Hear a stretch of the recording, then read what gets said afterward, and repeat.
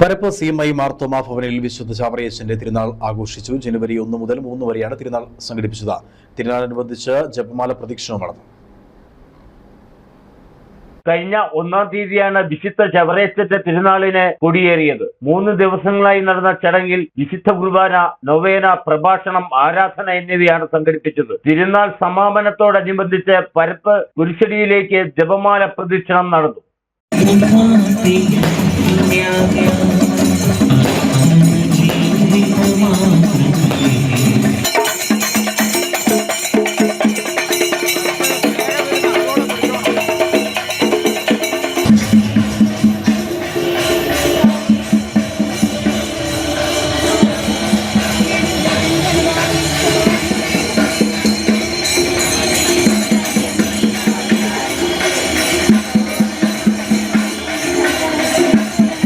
Father Alex തള്ളിപ്പാറയുടെ നേതൃത്വത്തിലാണ് തിരുനാൾ കർമ്മങ്ങൾ നടന്നത്.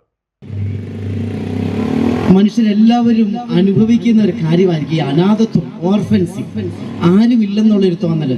നമ്മുടെ വീട്ടിൽ എല്ലാവരും ഉണ്ടാകാം, അപ്പനുണ്ടാകാം, അമ്മയുണ്ടാകാം, ജീവിത പങ്കാളി ഉണ്ടാകാം, മക്കളുണ്ടാകാം, സഹോദരങ്ങളുണ്ടാകാം. പക്ഷേ ജീവിതത്തിന്റെ ചില സന്ദർഭങ്ങളിലെങ്കിലും ആരുമില്ല എന്നൊരു തോന്നൽ, ഒരാൾ പോലും എൻ്റെ കൂടെ ഇല്ലല്ലോ, എൻ്റെ ദൈവമേ എനിക്ക് ആരുമില്ലല്ലോ എന്ന് ചിന്തിക്കുന്ന സാഹചര്യങ്ങൾ നമ്മുടെ ജീവിതത്തിലുണ്ട്.